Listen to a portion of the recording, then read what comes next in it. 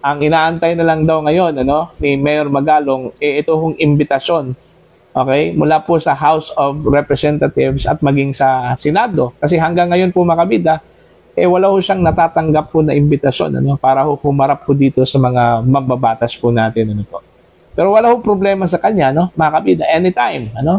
Dadalhin niya ito hong kanyang mga dokumento at ebidensya laban ho dito sa mga sangkot daw ng mga kongresista po mga kabida.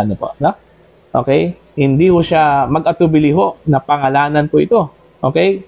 Kasi nung tinanong po siya ni Pinky Webb kung handa po siyang pangalanan po mga kabida, kung sino-sino ito hong mga mambabatas na sangkot daw dito sa kickback. Okay? Kickback ha, mga kabida, hindi pa po kasali yung contracting po. Meaning, may mga sinasabi kasing mga mambabatas na meron pong kontrata, at the same time, contractor po mga kabida sa mga proyekto po ng gobyerno. Eto, pakinggan muna natin ito hong panayam po mga kabida ng Billionaire News Channel sa pamamagitan po ni Miss Pinky Webb kay Mayor Benji Magalong. Narito po. Sino ho ba ang pinakamalaking kickback ang nakukuha? Alam mo, pag tinanong mo sa House of Representatives, alam na alam nila kung sino. Alam nila, nagmamaang-maangan lang sila. Pero alam nila. Ang nakakalungkot dito, bakit parang takot silang banggitin yung pangalan niya? Kaya nga gusto ko na humarap dyan sa House of Representatives, dyan sa inquiry nila para banggitin ko yan eh. Have you been invited to the House hearing or were you even invited in the Senate hearing, sir? Yeah, lagi nga nila akong inahamon dyan sa House of Representatives pero wala naman silang pinapadalang notice. And besides, kung nakatanggap naman ako ng notice, with all due respect to the House of Representatives, of course, I will attend. Ganun din, yung sa Senate, wala naman ako natatanggap na any notice whatsoever that I will attend the Senate hearing. So you're ready, sir, whether it be the Senate or the House?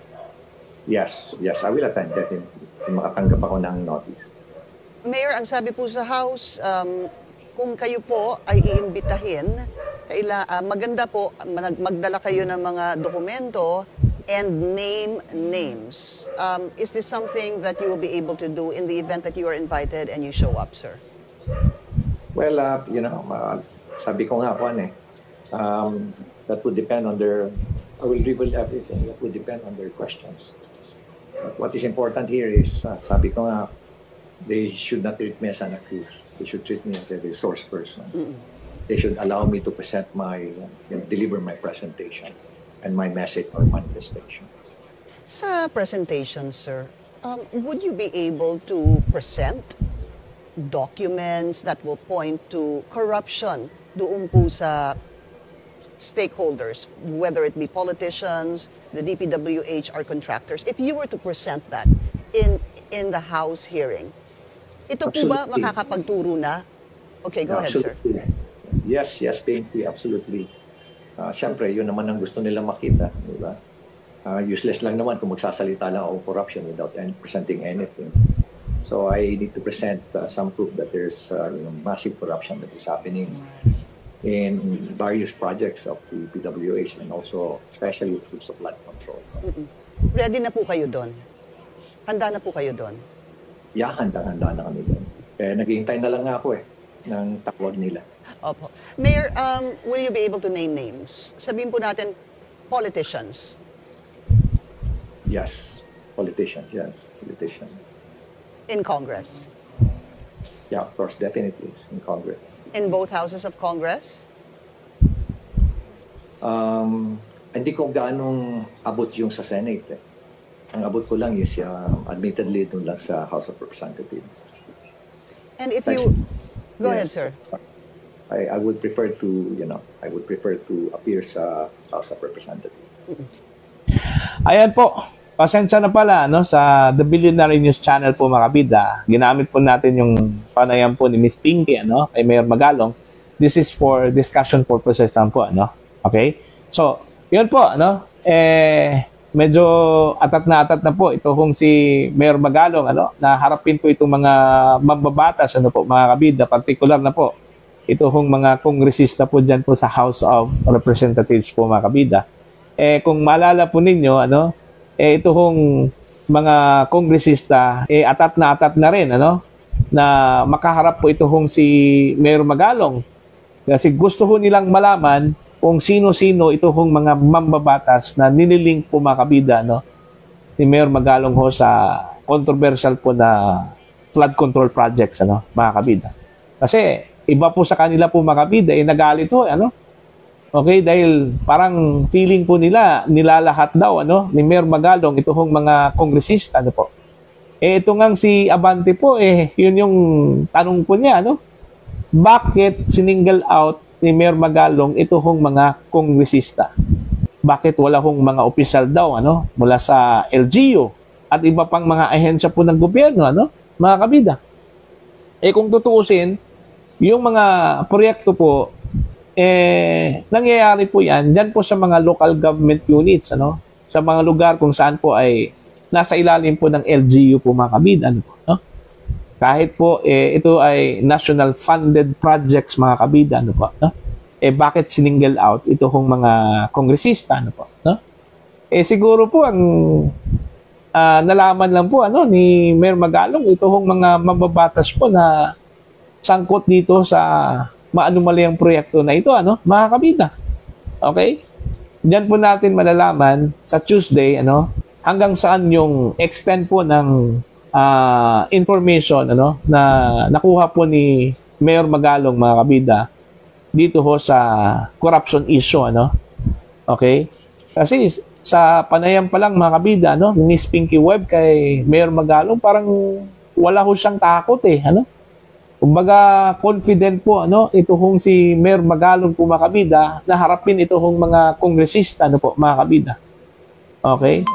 Doon po sa Senado, wala ho siyang problema po doon, kasi hindi po siya familiar ho sa mga senador na sinasabi hong sangkot daw din, sa corruption issue po, sa mga proyekto po ng gobyerno, Dito lang po siya sa mga kongresista confined. Kasi yun lang po siguro yung impormasyon na natanggap po niya, mga kabida, po. Okay? So abangan po natin 'yan sa Martes, at yung extent po o lawak po, mga kabida, ng nalalaman po ni Mayor Magalong, mga kabida. Malalaman po natin 'yan kung ilang mga mambabatas, ilang mga kongresista ang sangkot ho dito, Meron pong tanong po si Miss Pinky Webb sa kanya kanina, kung sino daw yung pinaka may malaking kickback na nakuha daw, mga kabida, mula sa hanay po ng mga kongresista. Yan yung aabangan po natin, Kasi ang sabi po ni Mayor Magalong, hirap daw banggitin ng mga mambabatas yun, Kasi alam daw yan ng mga mambabatas, kung sino-sino yon. Pero hirap daw banggitin, Sino kaya yon? Bakit po nahihirapan pong banggitin itong pangalan na ito, mga kabida? Okay? At yung tinanong po si Mayor Magalong ni Miss Pinky Webb, kung kaya po niyang banggitin yon, babanggitin daw niya yon. Okay? Sa Martes po, mga kabida, sa September 2, umpisa po ng pagdinig ho, ng Tri-Committee po, ng House of Representatives. Alright? Pabunggahan lang po itong Senado at saka yung House, ng mga pasabog, mga kabida, it's a competition of breaking, yung Senate at saka yung House of Representatives. Kaso lang po, nauna na po ito kung Blue Ribbon Committee, mga kabida. Naka-first round na po ito. Okay? Sa September 1, yung kanila hong pangalawang pagdinig, mga kabida, this time, imbitado yung mga contractors. Okay? Mga contractors yung focus po nila dito.